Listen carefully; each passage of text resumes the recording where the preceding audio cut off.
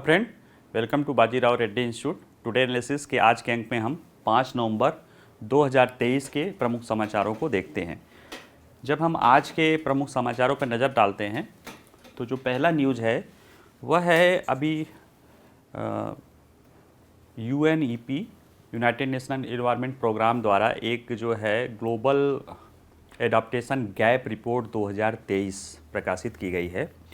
उसमें ये बताया गया है कि विकासशील देशों में एडाप्टेशन गैप या अनुकूलन गैप बढ़ रहा है, अंतर बढ़ रहा है, ठीक है।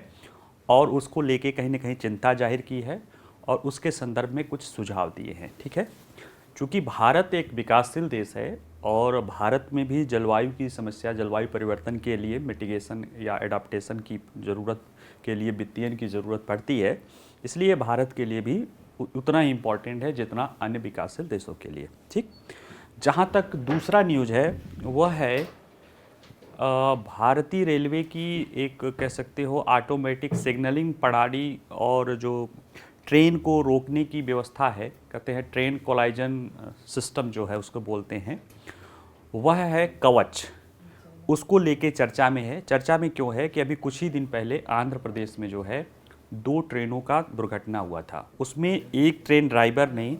सिग्नल, रेड सिग्नल को नहीं देखा और वो सिग्नल को क्रॉस करते हुए सामने से आ रही ट्रेन से टकरा गया। ऐसे में रेल अधिकारियों का कहना था कि अगर कवच रहता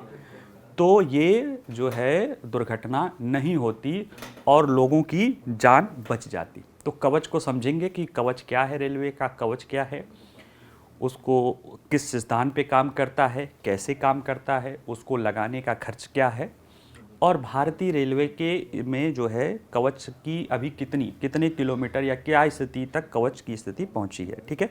आइए पहले न्यूज़ पे हम देखते हैं। ये देखिए, ये किसी प्राकृतिक इस तरह की चीज़ें हैं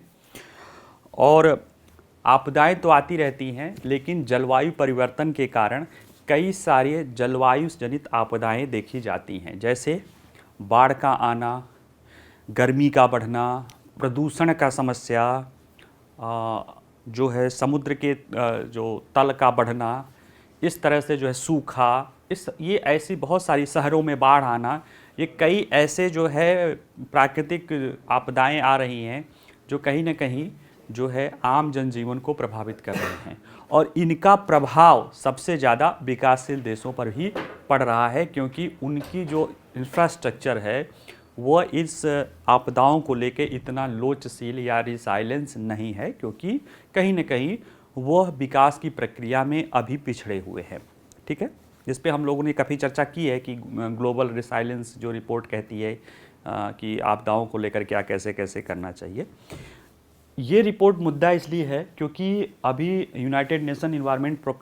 जो है प्रोग्राम जो हर वर्ष एडाप्टेशन गैप रिपोर्ट प्रकाशित करती है, इस रिपोर्ट में ये बात खुल के सामने आई है कि विकासशील देशों के लिए जो अनुकूलन के लिए फंडियन चाहिए वह नहीं मिल पा रहा है और जो अनुकूलन के लिए फंडियन चाहिए और जो है फंडियन वित्त मिल रहा है, इन दोनों को अंतर को एडाप्टेशन गैप या अनुकूलन गैप बोलते हैं। तो इसमें ये बता रहा है कि ये अंतर बढ़ता जा रहा है और आगे आने वाले भविष्य में, आगे आने वाले समय में अगर हम जलवायु परिवर्तन से विकासशील देशों की बहुत बड़ी जनसंख्या को बचाना चाहते हैं तो इस अंतर को तेज़ी से भरना पड़ेगा और वित्तीयन जो है विकासशील देशों के तरफ जो है क्लाइमेट फाइनेंसिंग या एडाप्टेशन फाइनेंसिंग बढ़ाना पड़ेगा, ठीक है। चलिए इसको देखते हैं क्या बात कह रहे हैं। UNEP की अनुकूलन अंतर रिपोर्ट एडाप्टेशन गैप रिपोर्ट 2013 के अनुसार तेज़ी से बढ़ते जलवायु जोखिमों के बावजूद, यानी जब तेज़ी से जलवायु जोखिम बढ़ रहा है तो इसके लिए अनुकूलन के लिए अधिक प्रयासों की आवश्यकता है। उसके बावजूद भी विकासशील देशों को अनुकूलन उपायों के लिए उपलब्ध कराया रहा धन कम हो रहा है और आवश्यकता के पैमाने के करीब भी नहीं है, ठीक है। रिपोर्ट कहती है कि जलवायु अनुकूलन पर प्रगति सभी मोर्चों पर धीमी हो रही है, जबकि बढ़ते जलवायु परिवर्तन के प्रभाव और जोखिम से निपटने के लिए इसमें तेजी लानी चाहिए। यानी ये कह रहा है कि जो भी प्रयास हो रहे हैं जलवायु से जलवायु संकट से निपटने के लिए, उसके साथ समय एडाप्टेशन माने होता है कि अपने आप को परिस्थितियों के अनुसार जो है समायोजित कर लेना। ठीक, उसमें जैसे एक होता है कि किसी नई चीज़ को स्वीकार करना, इसको अडॉप्टेशन बोलते हैं, और एडाप्टेशन या अनुकूलन, अपनी को नई परिस्थितियों के अनुसार समायोजित कर लेना। इसके लिए जो है विकासशील देशों को जैसे देखा गया है कि जो आज जलवायु परिवर्तन की समस्या है, इसके कारण में जो है कार्बन डाइऑक्साइड या ग्रीन हाउस गैसों का उत्सर्जन है, जिसके लिए कहीं न कहीं जो है विकसित देश या औद्योगिक देश उत्तरदायी हैं। लेकिन विडंबना देखिए, जो इसके लिए जो पीड़ित देश हैं, इसका जो सबसे ज़्यादा प्रभाव पड़ रहा है वह विकासशील और अल्प विकसित देश हैं, जिनका इस समस्या के उत्पन्न करने में कोई योगदान नहीं है। ऐसे में ये बात क्लाइमेट जस्टिस या जलवायु न्याय कहती है कि जो इसका उत्तरदायी है और वो जो पीड़ित हो रहा है उसके संरक्षण के लिए मदद करे, या उसको मदद नहीं, उसके संरक्षण की उसका उत्तरदायित्व है। इसलिए विकसित देशों पर यह उत्तरदायित्व है कि वो विकासशील देशों में जलवायु परिवर्तन के अनुकूलन के लिए जो भी कार्यक्रम चल रहे हैं उनको फंडिंग करेंगे, ऐसा पेरिस एग्रीमेंट में कहा गया है, और भी जलवायु जस्टिस, क्लाइमेट जस्टिस की ये बात कही गई है। हालांकि इन्वायरमेंट प्रोटेक्ट जो है world environment UN environment programme report जो एडाप्टेशन रिपोर्ट हर साल निकालती है, इसमें यह कहा गया है कि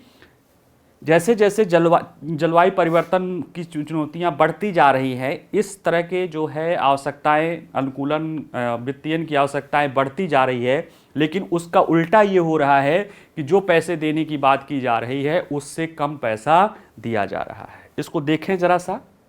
कैसे, इसमें निष्कर्ष कैसे क्या क्या कह रहे हैं।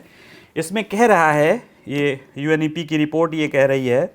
एडाप्टेशन गैप रिपोर्ट प्रमुख निष्कर्ष कह रही है कि विकासशील देशों में अनुकूलन के लिए अधिक धनराशि की आवश्यकता है। क्यों? क्योंकि इस दशक में प्रतिवर्ष 215 अरब डॉलर से 387 अरब डॉलर की संभावित केंद्रीय सिनेमा का अनुमान है। अब आप कहेंगे कि सर ये 215 से 387, देखिए विकासशील देशों ने जो अपने लिए बनाया है कि उनको जरूरत है, उसका सबका एग्रीगेट इस दशक में यानी आने वाले अगले 10 सालों में 2030 तक 387 अरब डॉलर आ रहा है। और जो UNEP जो है एक मॉडल की एक आदर्श स्थिति में भी कम से कम इतनी स्थिति आनी चाहिए, तब भी वो 215 डॉलर तो होना ही चाहिए। यानी अगले दशक तक 215 से लेकर 387 अरब डॉलर की जरूरत है, और 2050 तक इसमें और भी उल्लेखनीय वृद्धि होने का अनुमान है। और मिल कितना रहा है? 2021 में देखिए तो 15% घटकर जो पहले मिलता था उससे भी 15% घट के 21 अरब डॉलर रह गया है। यानी 21 अरब डॉलर मिल रहा है। यानी जो मिलना चाहिए उससे मिलना चाहिए इतना 215 से 370, मिल कितना रहा है? 21 अरब डॉलर। और COP 26 जो 2021 में ग्लासगो में हुआ था, उसमें कहा गया था कि 2025 तक अनुकूलन वित्त सहायता प्रतिवर्ष लगभग 40 अरब डॉलर देने की प्रतिज्ञा ली गई थी कि 40 अरब डॉलर तो हम देंगे, और दे कितने रहे हैं? 21 अरब डॉलर। जब इन्होंने प्रतिज्ञा ली थी कि उतना दिन तक, इसके बावजूद ये स्थिति है कि ये 21 अरब डॉलर दे रहे हैं और इतनी जरूरतें हैं।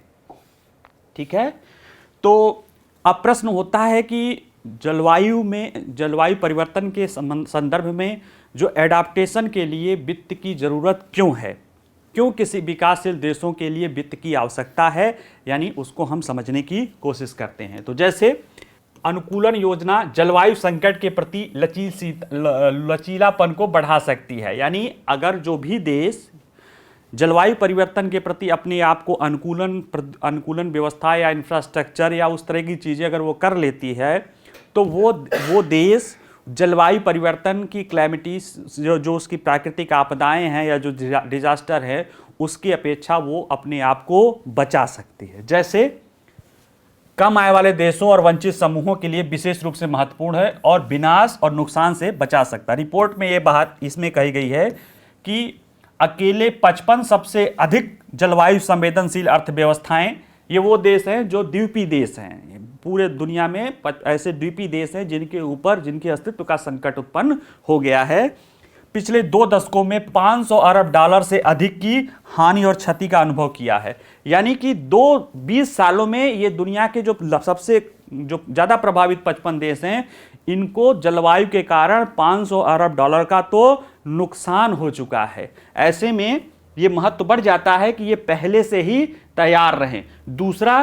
तटीय बाढ़ के खिलाफ इसमें यह बात कही गई है रिपोर्ट में कि जो सागर के तटीय द्वीप हैं, यानी जो जलवायु परिवर्तन बढ़ने के बाद जो सागर का तल बढ़ रहा है, अगर उसके प्रति एडाप्टेशन कर लिया जाए। एडाप्टेशन में क्या करेंगे कि जो उसके आसपास तटीय क्षेत्रों में रहे लोग हैं वो थोड़ा सा दूर हो जाएंगे या उसके लिए अपना बेहतर रूप से तैयार हो जाएंगे। प्राकृतिक आपदाएं, तूफान, बाढ़ आ रही है तो उसके लिए जो है अर्ली वार्निंग सिस्टम या इंफ्रास्ट्रक्चर या इस तरह की चीज़ें बनाएंगे कि कम से कम उसका प्रभाव नगण्य हो। वैसे में अगर तटीय बाढ़ के खिलाफ जो है अनुकूलन निवेश किया जाए तो 1 अरब डॉलर का अगर निवेश करेंगे तो इसकी आर्थिक क्षति में 14 अरब डॉलर की कमी आती है। यही रिपोर्ट कहती है कि हमें आवश्यकताएं अनुकूलन के लिए इसलिए है कि अगर हम अनुकूलन के लिए यानी तैयारी के लिए, आप एक समझ लीजिए कि किसी आने वाली समस्या हम जान रहे हैं कि आएगी, उसके लिए अगर हम तैयारी के लिए 1 अरब डॉलर या मान लो 1 रुपया खर्च करते हैं तो उससे 14 रुपए का नुकसान बचता है। यानी 1 अरब डॉलर अगर हम खर्च करते हैं तो 14 अरब डॉलर का होने वाला नुकसान इससे बचता है। ठीक है,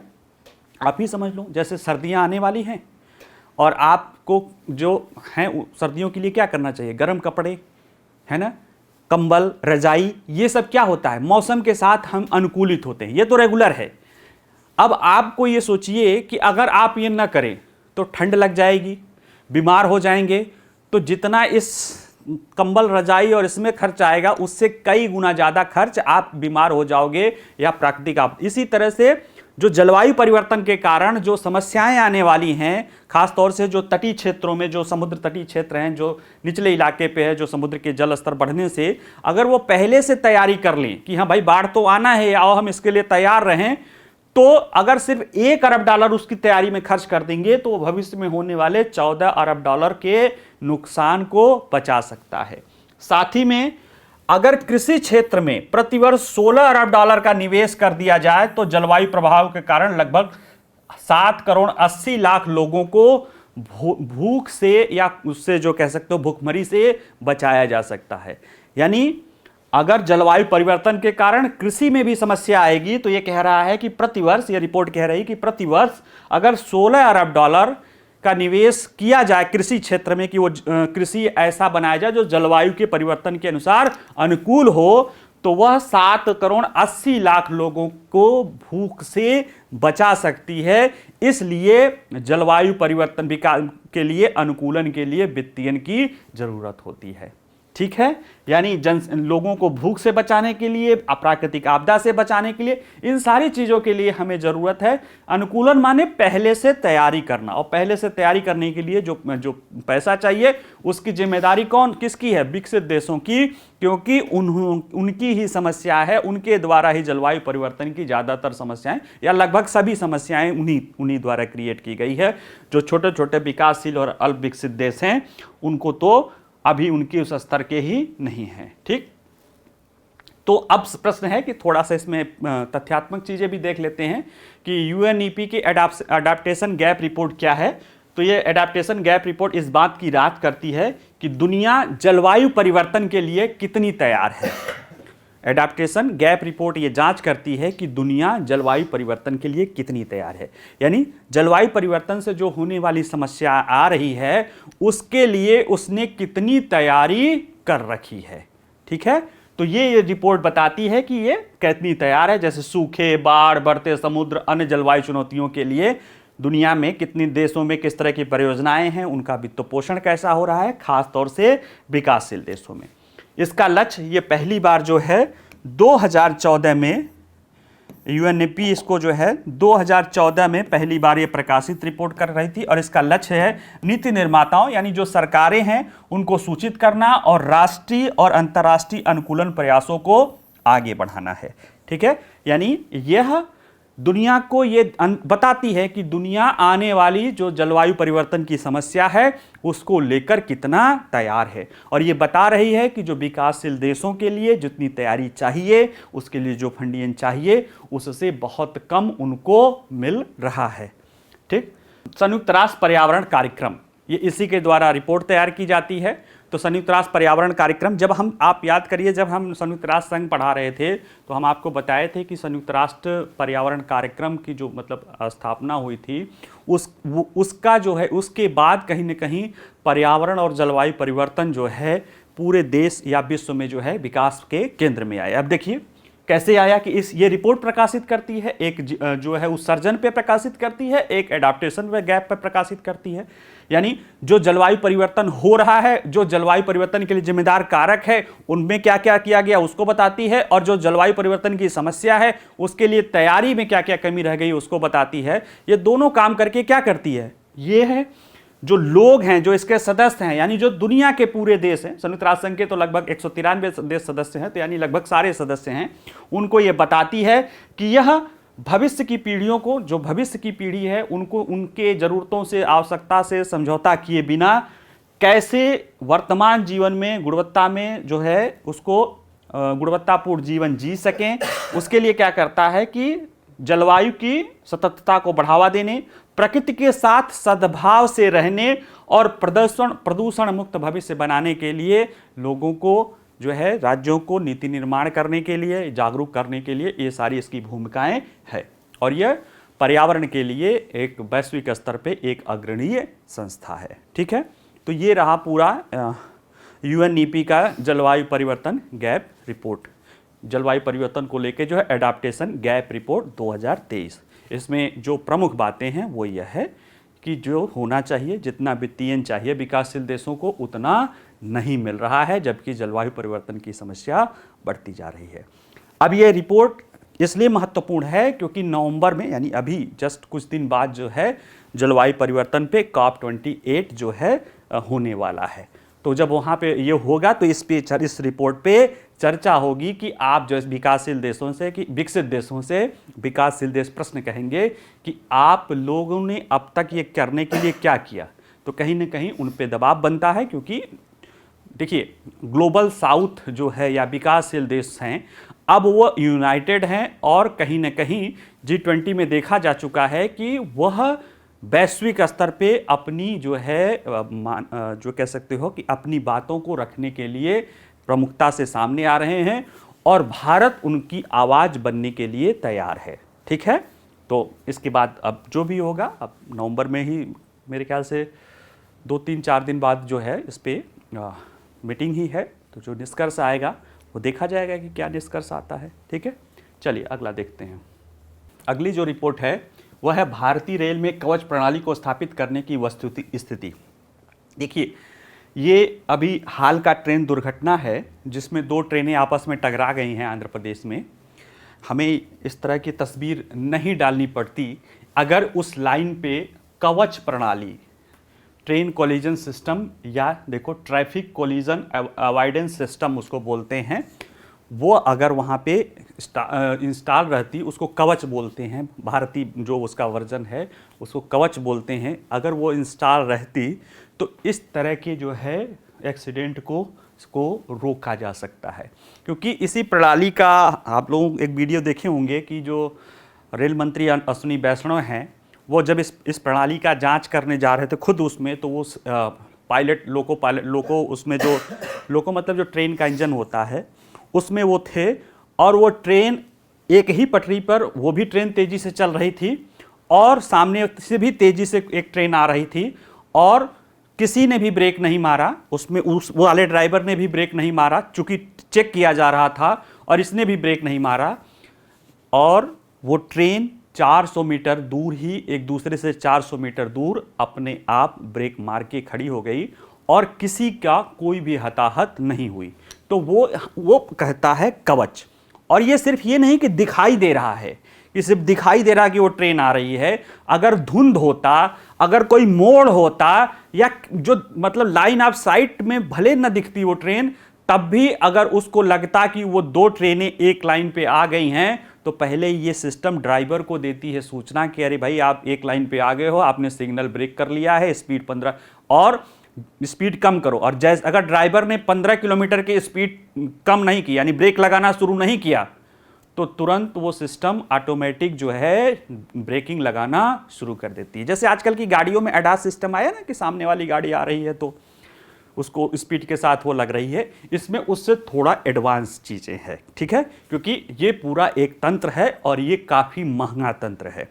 दुनिया में तो इसका खर्चा जो है बहुत है, भारत में उसका 1/4 है, फिर भी काफ़ी महंगा है। इसको हम समझने की कोशिश करते हैं, लेकिन इससे जितनी जिंदगियां बचती हैं, जितने लोग बचते हैं, जितने हमारे जानें बचती हैं, वह कहीं ना कहीं बहुत महत्वपूर्ण है, उसको हमें समझने की ज़रूरत है। देखिए आंध्र प्रदेश के विजयनगर जिले में जो है अभी चर्चा में क्यों आ गया,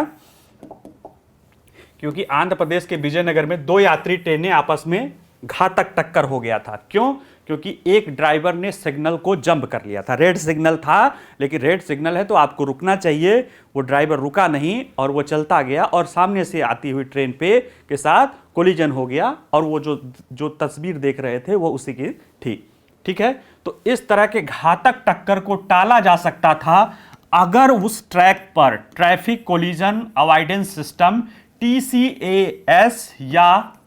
कवच, इसको नाम दिया गया है कवच, ये स्थापित होता तो। क्योंकि वो जो पूर्वी कोस्ट है उसमें जो है स्वदेशी रूप से विकसित TCAS जिसे कवच कहा जाता है स्थापित नहीं किया गया है जहां वो ट्रेनें टकराई थी।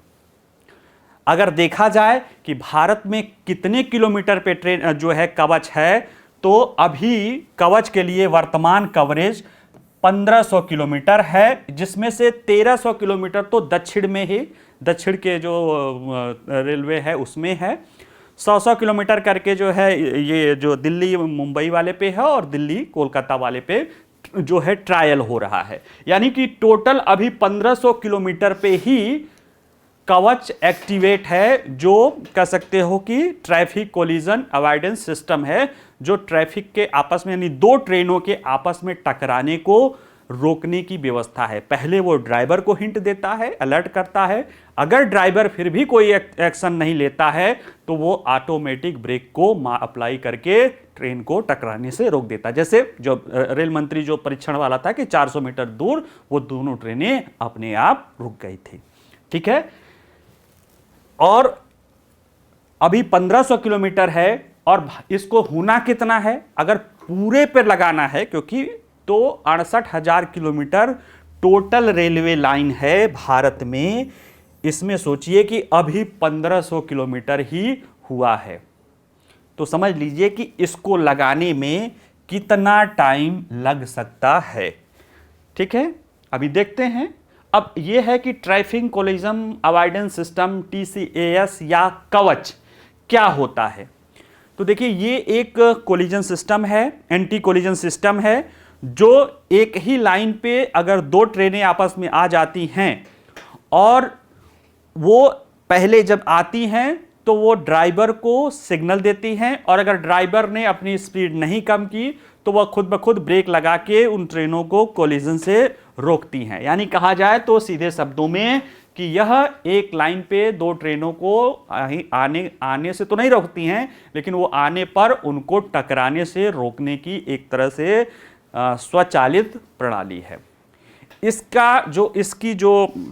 इस तरह की TCAS जो है वो यूरोपीय देशों में या बड़े विकसित देशों में पहले से ही चल रहा है, और उनका जो पर किलोमीटर लागत है वो तकरीबन 2 करोड़ रुपए पर किलोमीटर इस वहाँ पे जो यूरोपियन सिस्टम है TCAS उसको लगाने का खर्चा आता है। 2012 में जो है भारत की रेलवे की जो रिसर्च संस्था है RDSO जो लखनऊ स्थित है, उसने भी इसको कि इस तरह की सिस्टम को डेवलप करने के लिए प्रयास किया, और पिछले 10 सालों यानी 2022 तक आते आते इसको जो है सफलता मिल गई, और ये फिर उसका जो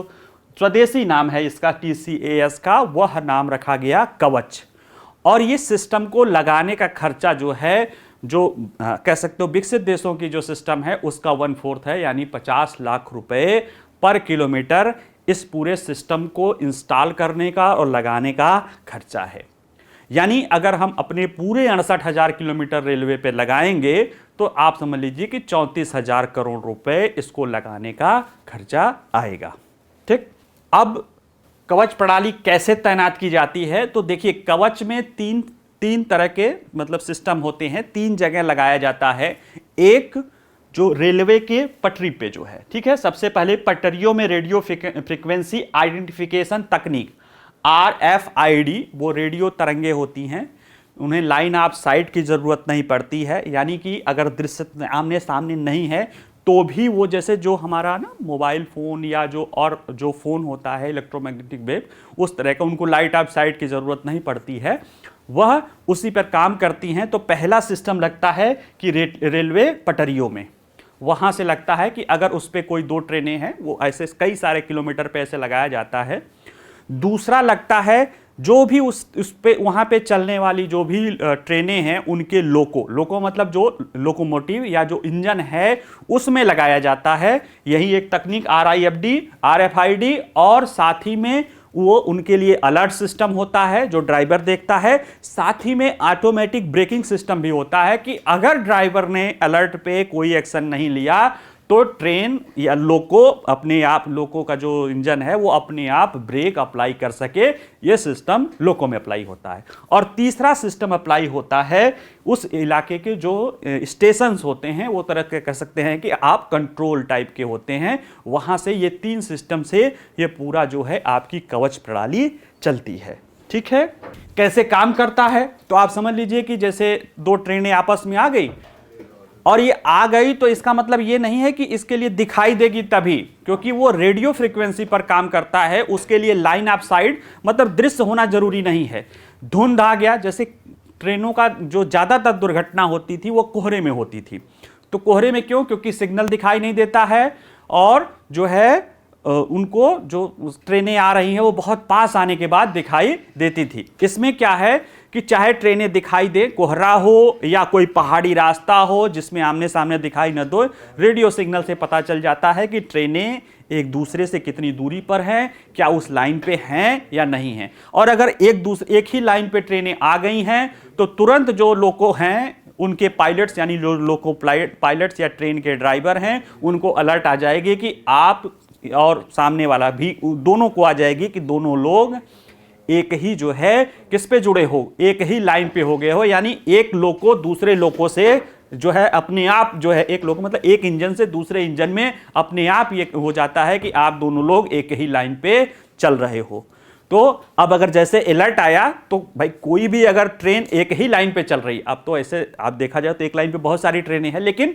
वो ट्रेन जिसमें जितने दूरी पर आप चल रहे हो, मिनिमम दूरी पे अगर चल रहे हो, तो फिर वो अलर्ट देगा कि ब्रेक मारो, वो बताता है कि कोलिजन हो सकती है, ब्रेक मारो। और अगर ड्राइवर ने अपनी स्पीड 15 किलोमीटर तक कम नहीं की, यानी 15 किलोमीटर तक ला दिया, तो फिर वो कोई ब्रेक नहीं मारेगा, यानी वो समझ गया कि ड्राइवर अलर्ट है। और अगर ड्राइवर ने ब्रेक नहीं मारा, अगर माना 15 किलोमीटर तक नहीं मारा, तो जो ऑटोमेटिक सिस्टम है वो अपने आप ब्रेक अप्लाई करके ट्रेन को रोक देती है और कोलिजन को बचा लेती है। ये पूरा ये सिस्टम काम करता है।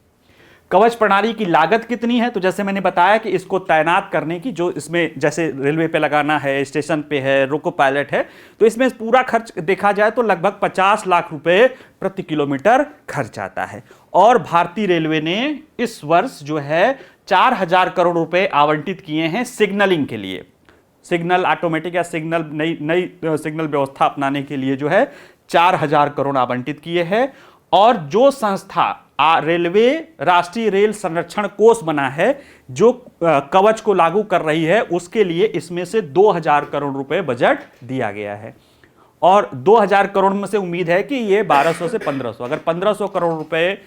इस पे खर्च होगा कवच पे, तो ये मान सकते हैं कि इस आधार पे देखा जाए तो इस साल 50 लाख से 1500 का करेंगे तो करीब 3000 किलोमीटर और लाइन जो है इसमें जो है कवच लागू हो जाएगी। और करना कितना है? 68,000। तो अगर इस दर से चलेंगे कि हर साल 3000 किलोमीटर करेंगे, तो हमको लगेगा 68,000 में कितना, 68,000 में 3 से भाग दीजिए तो 22 साल लग जाएंगे, उतना समय। यानी जरूरत क्या है कि हमें इसके बजट को बढ़ाना है ताकि जल्दी से जल्दी हमारे जो भी रेलवे लाइंस हैं उसको कवच से अपग्रेड किया जा सके। देखिए, जो जो वंदे भारत ट्रेन के जो कह सकते हैं कि जो जनक टाइप के हैं, मणि करके जो है, उनका मैं वीडियो सुन रहा था। उन्होंने कहा कि ये जो कवच है ना, ये बहुत अच्छी प्रणाली है। अगर आप इसको, एक तो इसको लगाने का खर्चा है, और अगर हमने इसको लगा के अच्छी चीज़ें, अच्छा से हमने इसको यूटिलाइजेशन करना शुरू किया, तो हमारे लिए कह सकते हो, आप कहोगे कि सर 34,000 बहुत बड़ी रकम होती है। बड़ी रकम होती है, लेकिन भारत जैसे जो अभी 3.5 ट्रिलियन या 4 ट्रिलियन डॉलर की इकानमी बनने जा रहा है, 2030 तक जो है 7 ट्रिलियन डॉलर की इकानमी बनने जा रहा है, लाखों करोड़ का जो है रेलवे बजट है, उसके लिए अब इतनी पैसा, क्योंकि अब रेलवे बजट को किससे जोड़ दिया गया है, नॉर्मल बजट से जोड़ दिया गया है, तो पैसा उतनी समस्या नहीं है। अगर मान लिया 34,000 करोड़ आप खर्च भी करते हो, आपने सिस्टम लगा दिया, और एक तो जो जान बचेगी, जो दुर्घटना बचेगी, वो तो है ही है, साथ ही में अगर ये प्रणाली सफल होती है, और होगी ही, क्योंकि अच्छी प्रणाली है तभी लगाई जा रही है, सफल होती है, तो दुनिया के और भी देश, जो विकासशील देश हैं, जिनके पास बहुत ज़्यादा पैसा नहीं है, लेकिन वो चाहते, हर कोई चाहता है कि उसकी ट्रेन बेहतर हो, उसका परिवहन तंत्र बेहतर हो, क्योंकि कोई नहीं चाहता कि उसके अपने लोगों की जान जाए, तो वो महंगी 2 करोड़ वाली पर किलोमीटर वाली की जगह 50 लाख पर किलोमीटर वाला आप विकासशील देशों में इस प्रौद्योगिकी को आप एक्सपोर्ट भी कर सकते हो, और ये आपके लिए रेवेन्यू जनरेशन का भी बहुत बड़ा स्रोत हो सकता है। तो सिर्फ इसलिए कि अपने लोगों को, अपने ट्रेनों के तो कोलिजन को बचाएंगे ही बचाएंगे, आप अगर इसको सही से टेक्नोलॉजिकल वो कर लेंगे, तो ये आपके लिए रेवेन्यू जनरेशन का भी स्रोत बन जाएगा। जैसे इसरो देख लीजिए, उसका PSLV जिसको वर्किंग हार्स कहते हैं, उसमें सटीक उसका जो है प्रक्षेपण होता है कि आज दुनिया के कई सारे देश, विकसित देश, उनको पता है कि वो अपने के यहाँ से, अपने से प्रक्षेपित करेंगे तो 100 करोड़ खर्चा आएगा, PSLV 10 करोड़ में खर्चा में उतना, उससे बेहतर कर देगा प्रक्षेपित, तो वो क्यों 100 करोड़ खर्चा करेंगे, वो पागल हैं क्या? तो वही कह रहे हैं कि अगर हम कवच को सही ढंग से, यानी हमें चाहिए कि जो हमारा 68,000 किलोमीटर है, उसको जल्दी से जल्दी 3-4 साल में हम उसको कवर कर लें। यानी क्या करना होगा, उसकी बजट को बढ़ाना पड़ेगा, और जब ज्यादा स्तर पे करेंगे तो हो सकता है इसके खर्चे भी कम आए, क्योंकि बड़े पैमाने पर भी चीजें जो है इसका उत्पादित होने लगेगी। ठीक है, और अगर हम इसको 3-4 साल में हमने इसको करके दिखाया कि एक्सीडेंट में रोकने में सफल होता है, दुनिया के और देशों में दिखाया, प्रचार प्रसार किया, तो कई सारे विकासशील देशों में हम अपनी इस प्रौद्योगिकी को भी क्या कर सकते हैं, बेच सकते हैं, और ढेर सारा पैसा भी कमा सकते हैं। ठीक है, तो ये कवच जो है रेलवे के रेल परिवहन की सुरक्षा के लिए, साथ साथ हमें भविष्य में आय का भी स्रोत देने के लिए महत्वपूर्ण है। ठीक है, चलिए आज इतना ही,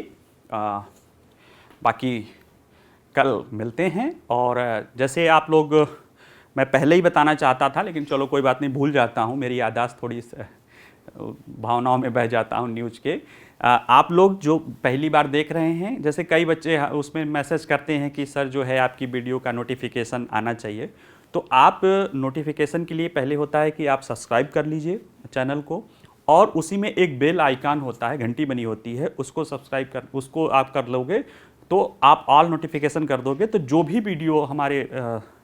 चैनल पे पड़ेगी संस्था के तरफ से, वह आपको मिलती रहेगी रियल टाइम, मतलब जैसे ही पड़ेगी वैसे मिलती रहेगी। बाकी जो इसका PDF होता है, वो एक दिन बाद जो है अपडेट हो जाता है हैंड आउट में, जो उसके डिस्क्रिप्शन बॉक्स में है।